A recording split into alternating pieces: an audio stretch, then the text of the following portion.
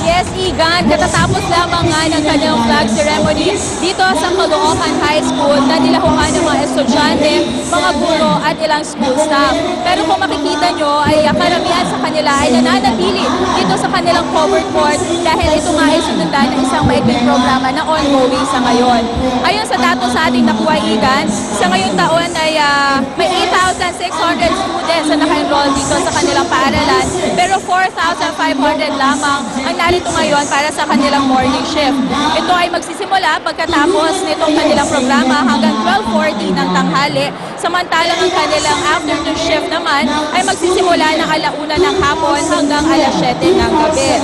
Igan, napagalaman din natin na meron silang 185 sections, pero 80 sections lamang ang meron ngayong umaga at may average na 50 to 55 students ang bawat klase. Napagalaman din nga natin mga kapuso na ngayong taon daw dito sa paaralan ipatutupad ang K-12 curriculum ng DepEd kung saan narito ang mga unang batch ng grade 7 students na makakaranas sa 6-year high school curriculum. At sa taong ito, nag-offer po sila ng 53 sections. Yan muna pinakahuling update mula dito sa Caloocan High School. Igan, balik mo tayo sa studio. Maraming salamat, Monica Veralio. Samantala, nababahala naman ang DepEd sa Davao City na hindi pa naitatala ang target na bilang ng enrollees. Mula naman sa Santa Ana Central Elementary School, may live report si LJ Lindaan ng GMA Davao. LJ?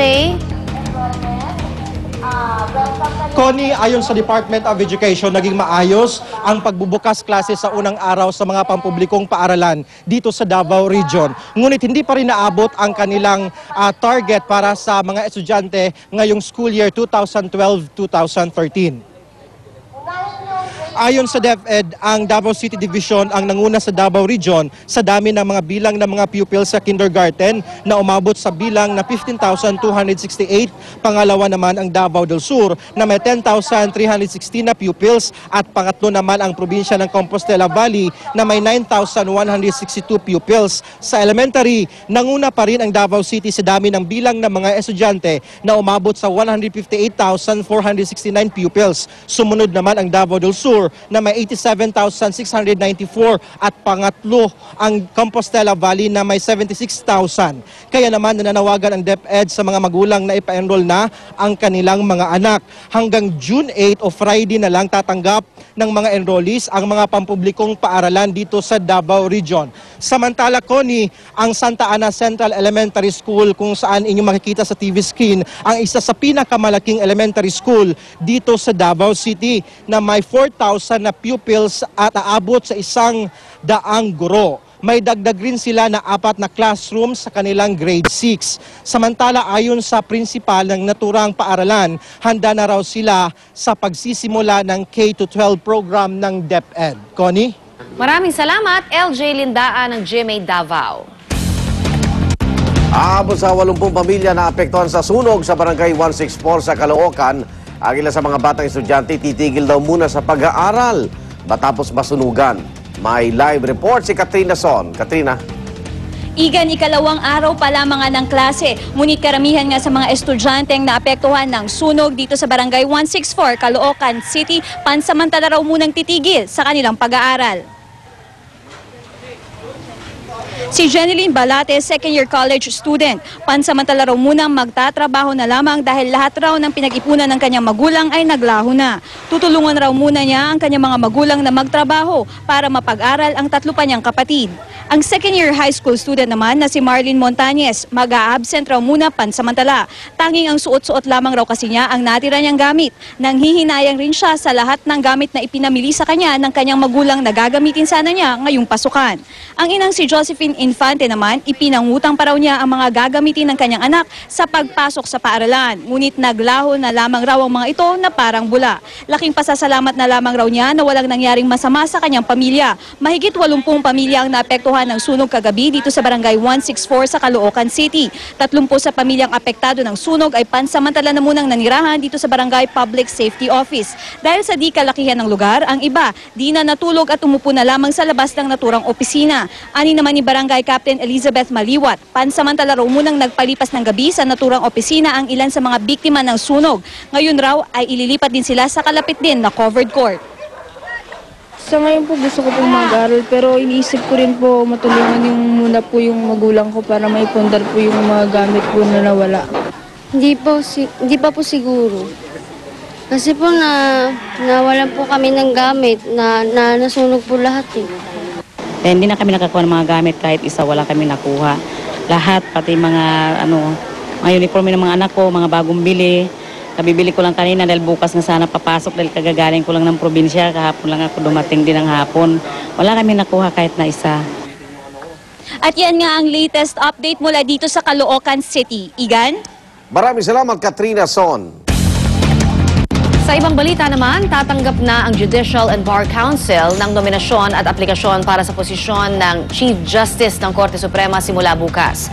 Ayon sa JBC, lahat ng nominado at aplikante sa posisyon ng Chief Justice ay dapat magsumite ng isang waiver para mabuksan ang kanyang bank deposits at SALN.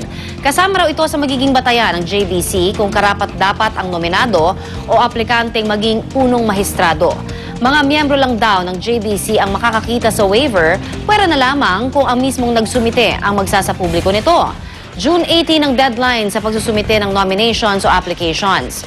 At June 25, inaasahan namang maglalabas ng long list ng nominado bago ang panayam sa kanila sa unang linggo ng Hulyo. Hindi bababa sa 3 pangalan ang isusumite ng JBC kay Pangulong Aquino na may 70 araw naman mula ng mabakante ang posisyon para punan ito. Kaugnay po ng balitang yan, mausap natin si Retired Justice Aurora Santiago Lagman, miyembro ng Judicial and Bar Council o JBC. Good morning po, Justice Lagman. Oh, good morning, Arnold. Opo. Good morning. Sino na po yung mamamahala ngayon sa JBC dahil siyempre nag-inhibit na po si Acting Chief Justice Carpio pati si DOJ Secretary Laila De Lima? Hindi, nag-inhibit sila para lang dun sa meeting namin kahapon. Kahapon, opo. Dahil pinag-usapan namin ang prosesong gagawin namin para Opo. sa pagpili ng punong para sa bakanting pwesto ng punong maestrado. Opo. Kaya kahapon lang sila nag-inhibit. So sino po pong chairman ngayon ng JBC? Ang acting chairman is the acting Chief Justice, Opo. the Justice Antonio Carpio. Opo. Pero hindi naman ibig sabihin na hindi na siya kasali sa pagpipilian. Hindi. Kasali pa rin siya kasi meron kaming yung kalakaran na yung unang, the 5 most senior associate justices of the Supreme Court Opo. will be automatically considered in the selection of nominees. So, unless they tell us that they are not interested, Opo. then they will be considered. So kahapon lang na meeting sila nag-inhibit, Justice Lagman? Ano po yun? Kahapon lang po sila nag-inhibit. Sa mga susunod na meeting? Ang mangyayari po niyan, Opo.